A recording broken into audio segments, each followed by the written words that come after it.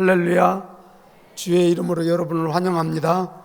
옆에 분에게 잘 오셨습니다. 2층에도 감사합니다.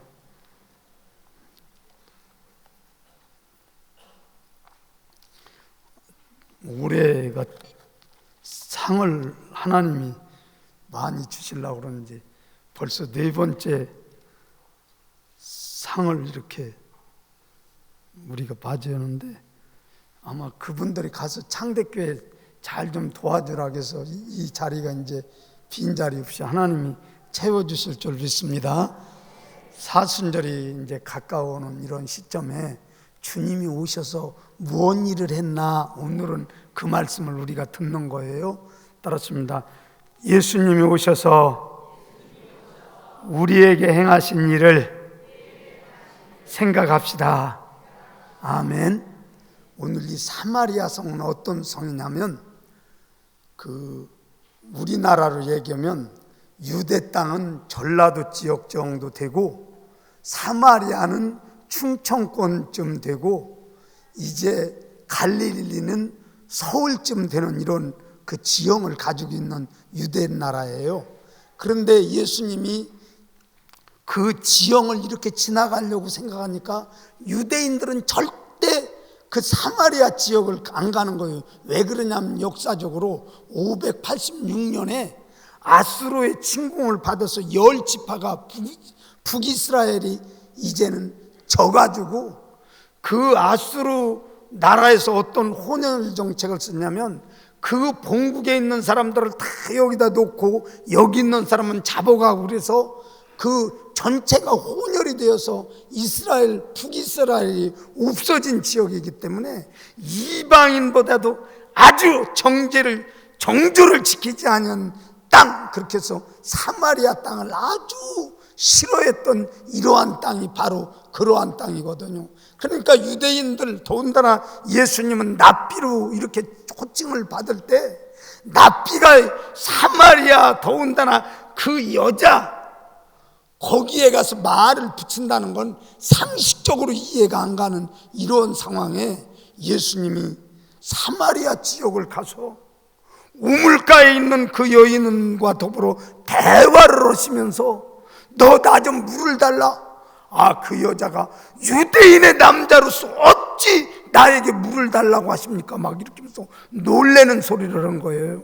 그럴 때 내가 주는 물을 먹으면 계속 가라겠냐?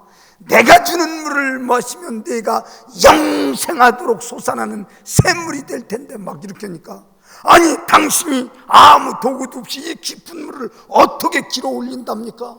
그리고 정말 야곱이 준 우물이 우리에게 얼마나 좋은 낙을 주었는데, 이거보다도 당신이 주는 물이 더 좋은 이러한 일들이 있습니까?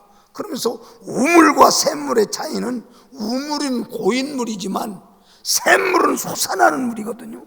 차이가 다른 거예요. 그러니까 깜짝 놀랄 때 성령님이 그 대화 속에서 그 사마리아 여인에게 저분이 바로 메시아다라는 걸 깨닫게 된 거예요. 그때 물동이를 이고 가다가 그 여인의 기구한 삶이 얼마나 기구하냐면, 사마리아 땅에서도 5 남편을 지나고 6 남편째 살았는데도 그 남편이 이제는 계속 살랐는지 안 살랐는지 모르는 아주 얼굴이 뻔뻔한 이런 여잔데, 동네 사람들이 저렇게 하고 살아, 그렇게 하고 아주 참 눈총을 이렇게 줘서 따가운 눈총 때문에 정말 그 중동 지역에 해가 뜨면 너무 뜨거워서 그 12시에는 다들 잠을 자는 시간이에요. 그리고 나오지를 않아요. 제가 가보니까 너무 더워서 나갈 수가 없어요. 그늘만 되면 시원한데. 그런데도 그 여인은 고고학자의 말에 의하면 약 800m 되는 야곱의 우물까지, 동네 우물도 못 가고 800m 떨어진 야곱의 우물까지 막 물동이를 이고 뜨거운 그 햇빛 아래서 이렇게 갈 때, 거기에 예수님이 만나 주신 거예요. 그러면서 그런 대화를 할 때 그 예수님이 너무 깨달아져서 그 여인은 물동이를 버려두고 막 내가 메시아를 만났다 그러면서 이제 대화 장면이 거기서 이제 오늘 우리에게 소개하는 거예요. 저와 우리 성도님 따랐습니다. 예수님 모심의 참 사순절 전에 예수님이 우리에게 행하신 일을 생각합시다. 첫째는 유대 남자로서는 상식적으로 그 사마리아 땅을 거치지 않는데 그 사마리아 땅에 가서 그것도 사마리아 지역에서도 눈총을 받는 그 여인을 만나서 대화를 하며 그 예수님이 내가 생명의 주다 이렇게 만나주신 이 자체를 우리는 한번 생각해 봐야 되는 거예요. 따랐습니다. 어두운 곳까지 찾아오신 예수님, 아멘. 오늘 여러분이 구원받고 우리가 하나님의 자녀가 된 거 정말 예수님 어두운 곳까지 찾아오신 거예요. 오늘 저와 우리 창대교회 성도님 이 주연절을 맞이해서 우리가 네 번째 주일을 지금 지나고 있는데 예수님 나까지 찾아오신 거 너무 감사합니다 하면서 우리가 다시 한번 감사할 수 있는 귀한 은혜가 여러분과 저와 함께 하기를 예수님의 이름으로 간절히 원합니다. 우리라고 별다른 거 아니에요. 사무엘 무호 선교사님이 모삼열이라고는 선교사님이 한국 계명으로는 그렇죠. 조선시대 양반 쌍름하면서 1895년쯤 됐을 때 기록에 보면은 양반 쌍름이 있는데 또 거기에 더 낮은 것은 백정쯤 되는 거예요. 이 백정은 소 잡고 닭 잡고 또 돼지 잡고 개 잡고 이제 이렇게 해서 그 칼을 대는 사람을 아주 무시해서 백정이다 이제 이렇게 해서 사람 취급을 않고 양반이 막 걸어가면 그 조선시대에 그 양반 앞에 고개를 숙이고 그러면서 사람 노릇도 못하는 이러한 일들 속에서 그 사무엘 그 선교사가 이렇게 딱 보니까 교회를 개척했는데 양반들은 정말 기세가 당당하고 백정들은 아주 하층민에 있었을 때 사람 취급을 못 받은 거예요. 그런데 그 백정 박씨라고 이름도 없잖아요. 박씨라고는 사람이 그 장티푸스에 걸렸다고 하니까 그 장티푸스에 걸린 그 백정을 위해서 이제 고쳐준 거 아니에요. 그 고종 황제 그 닥터 되는 에비슨이라고는 선교사님을 불러다가 이 장티푸스를 좀 백정 박씨를 좀 고쳐달라고 하니까 박씨를 고쳐주지 않습니까? 박씨가 너무 좋아서 우리가 사람 취급도 않는데 야 하얀 양코 아저씨가 와가지고 우리를 고쳐줬다고 내 병 고쳐줬다고 너무너무 감사해서 이제는 그 교회를 다 식구들을 데리고 나온 거예요. 그리고 세례를 받고 났는데 양반들이 예배를 드리다 보니까 백정이 와서 같이 예배를 드리면 같은 신자라고 있는 거예요. 그러니까 거기에 뭐라고 그러냐면 양반들이 들고 일어난 거예요. 우리 상름하고 백정하고 어떻게 같이 예배를 드리느냐. 그러니까 그 선교사님 사무엘 선교사님이 그건 하나님의 사랑이 아닙니다. 같이 드려야 합니다. 막 이렇게 하고 이제 그 무마를 시킨 거예요. 그러니까 양반들이 또 제안을 하기를 그러면 우리 양반들은 앞자리에 앉고 상놈들은 뒷자리에 앉고 백정은 더 뒷자리에 앉고 이렇게 나눠서 예배를 드리는 게 어떻겠냐. 그러니까 그것도 하나님의 사랑이 아닙니다. 막 이렇게 한 거예요. 그러니까 양반들이 들고 일어나가지고 거기를 떠나서 개척을 해서 나갔잖아요. 근데 양반들이 신앙생활을 하다 보니까 점점 하나님의 사랑이 그게 아닌 걸 깨닫고 다시 교회를 합친 게 그게 승동교회예요. 그러면서 이제 모여가지고 예배를 드리는데 너무 백정이 좋으니까 정말 우리는 어떻게 하면 좋습니까? 이 은혜를 어떻게 하면 좋습니까? 그런데 선교사가 보니까 초립도 못 입지 망건도 못 쓰지. 그렇게 하니까 왜 같은 국민으로서 이렇게 못 쓰냐. 그래서 한학자 최씨를 불러다 놓고 네가 왕에게 이걸 좀 건의를 해라. 왜 같은 백성이 평민인데 똑같이 초립도 있고 망건도 쓰고 이렇게 해야 하는데 왜 그렇게 못하고 있느냐.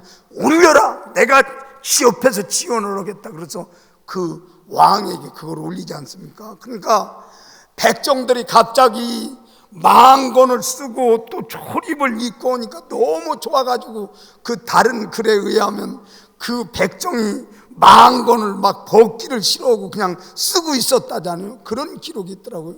그렇게 하면서 그 어두운 백정의 모든 삶에 예수님이 찾아와서 그 복음을 그렇게 그들에게 전해줘서 너무 좋았어요. 그 다음에 두 번째 보니까 그 백정들은 인구 조사할 때 인구로도 않는 거예요. 그 명단에서 다 빠지고 있는데 그걸 가만히 보니까 안 되겠어서 다시 한번 또 2차 상서를 올리자네요. 이 백성도 당신의 백성인데 당신의 명단에서 이게 빠진다면 이게 있을 수 있습니까? 그렇게 올려가지고 백정도 그러면 인원에다 넣으라 그래가지고 이름도 없는 백성들을 갖다가 넣어준 게 선교사가 이렇게 하나님의 복음 때문에 그렇게 된 거예요.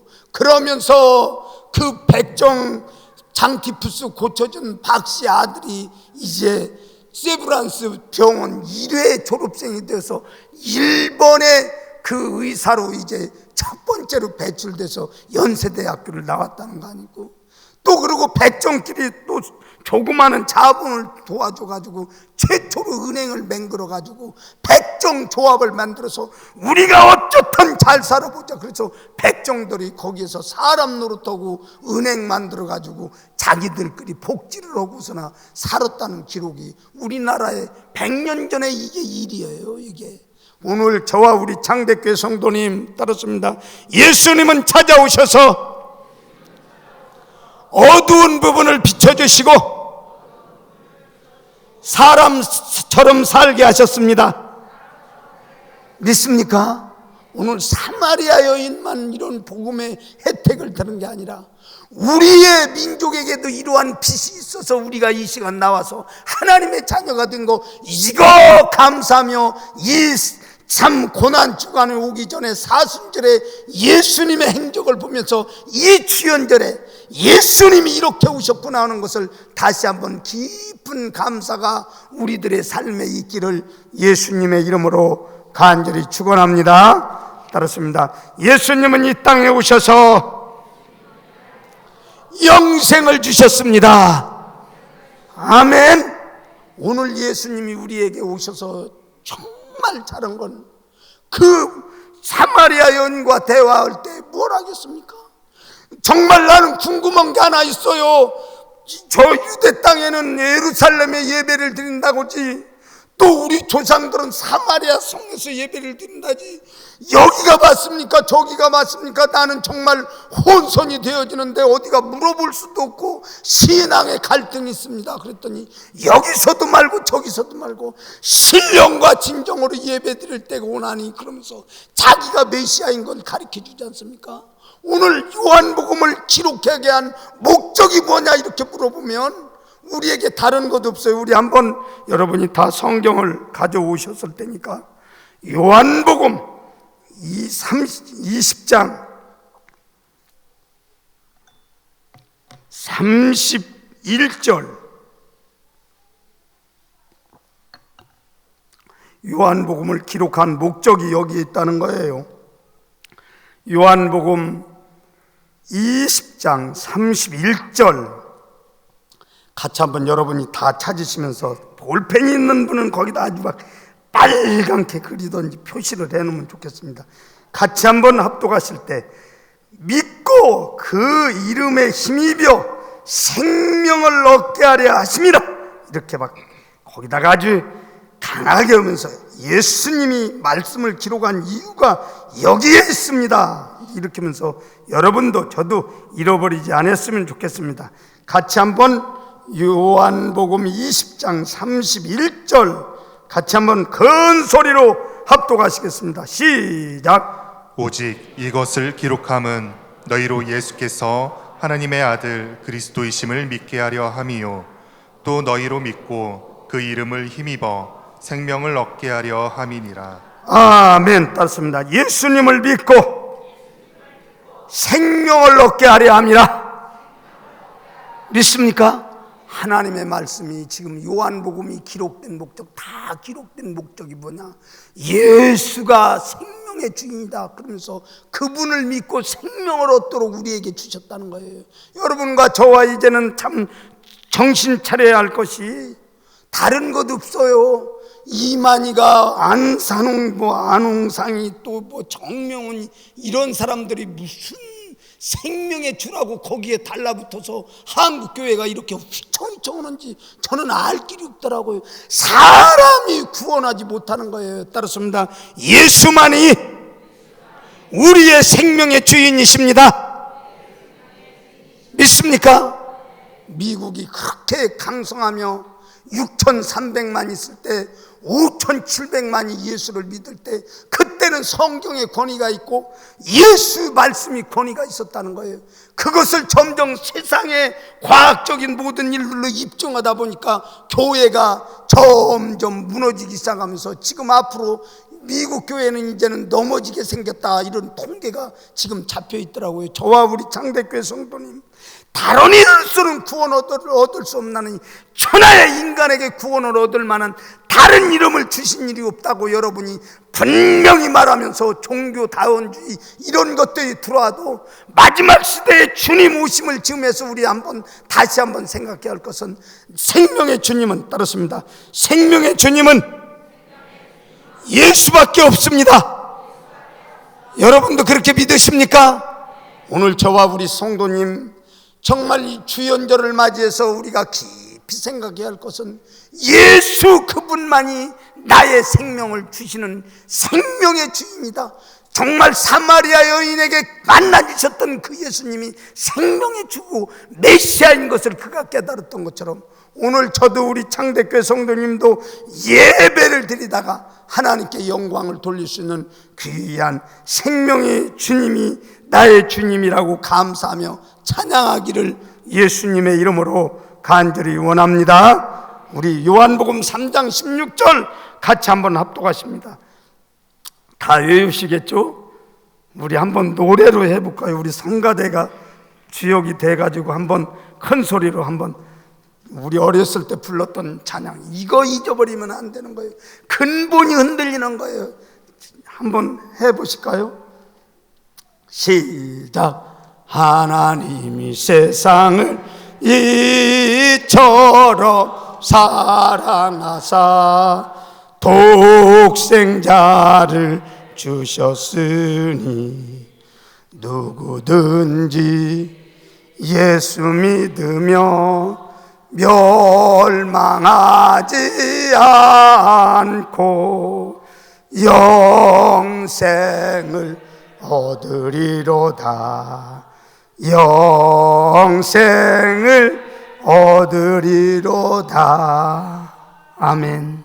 예수님 오신 목적은 우리에게 영생을 주시려고 생명을 주신 분이 예수님이라는 걸 여러분이 잊어버리지 말고 이 주연절에 여러분의 신앙이 흔들리지 않고 끝까지 주님 바라볼 수 있는 귀한 신앙이 되기를 예수님의 이름으로 간절히 축원합니다.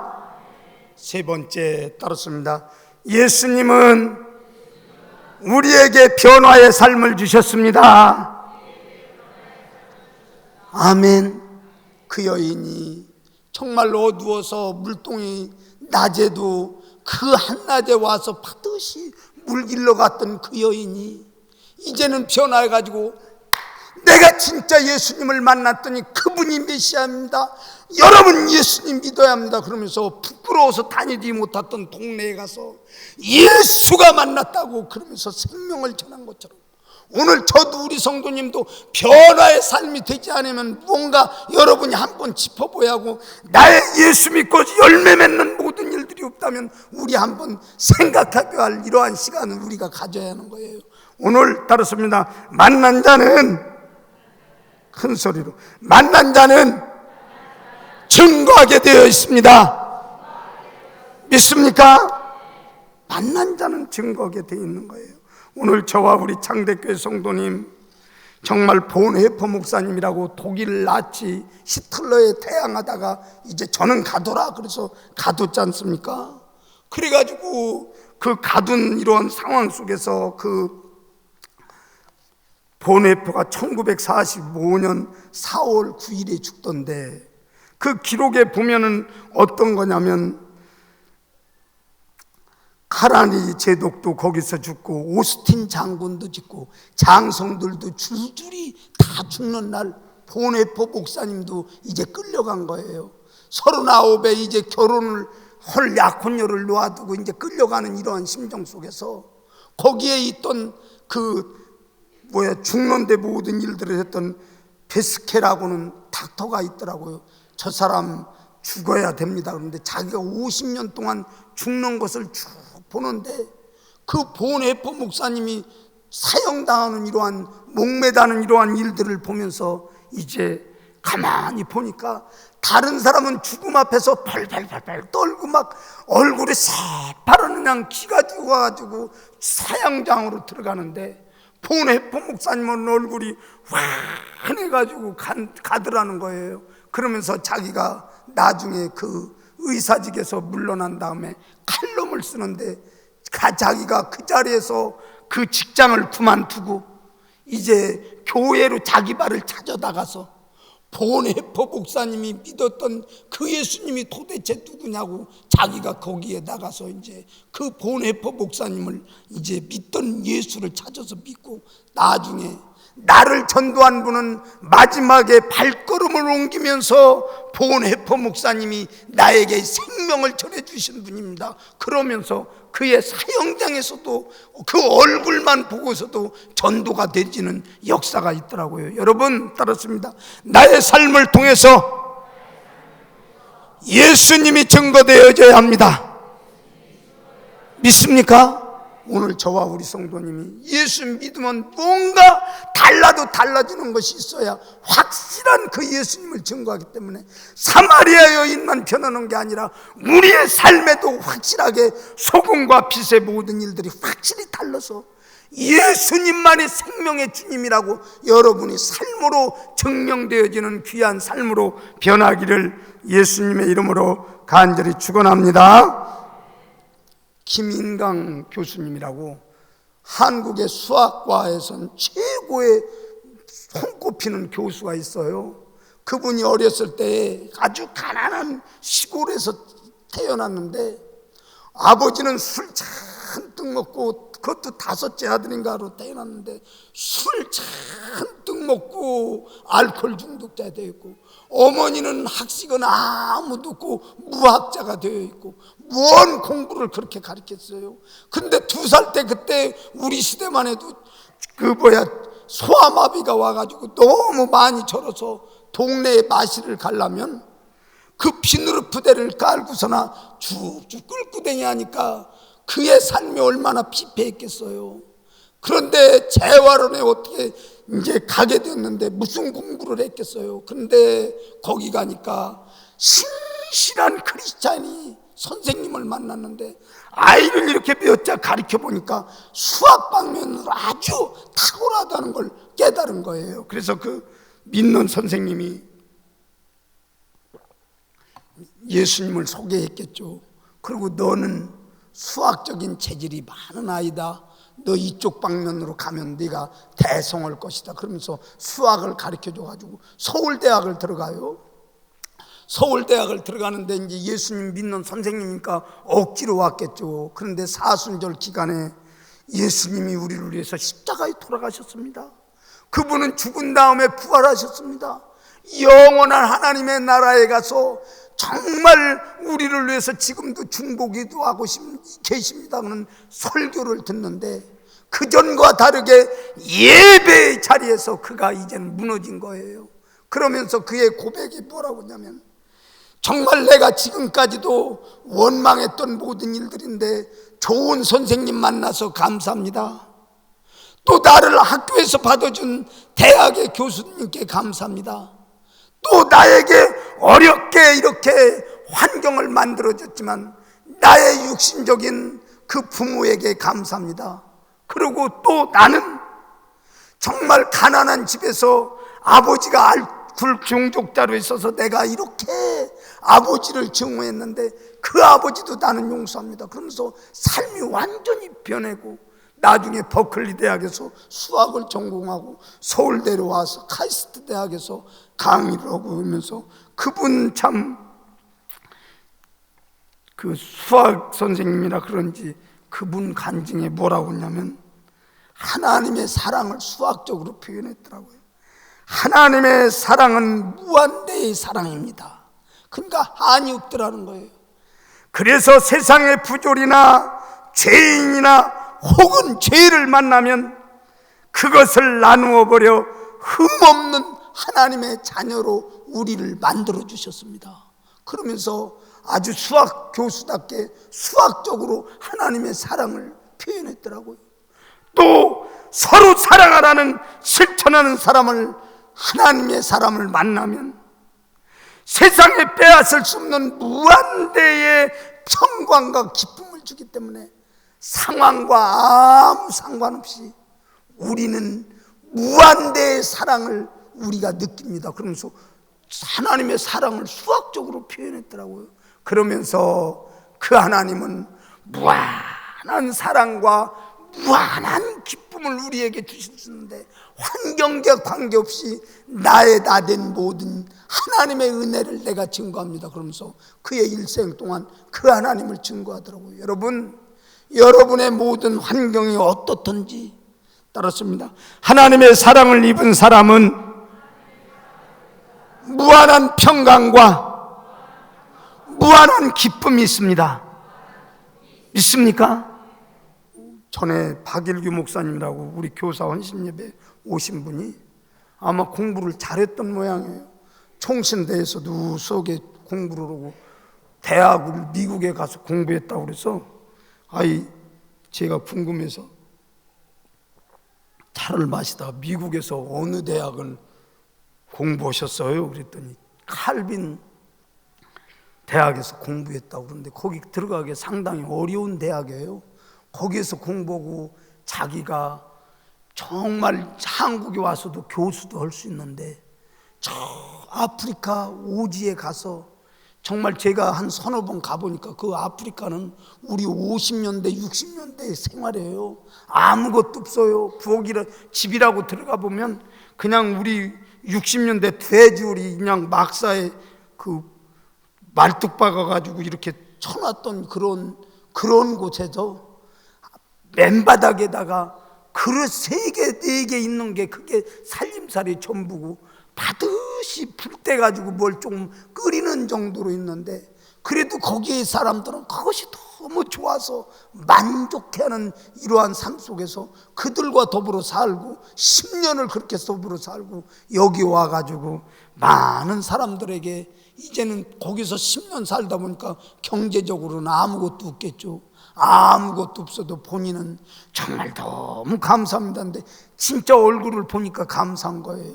여러분과 저와 따랐습니다. 환경과 관계없이 예수 만난 사람은 행복합니다. 아멘.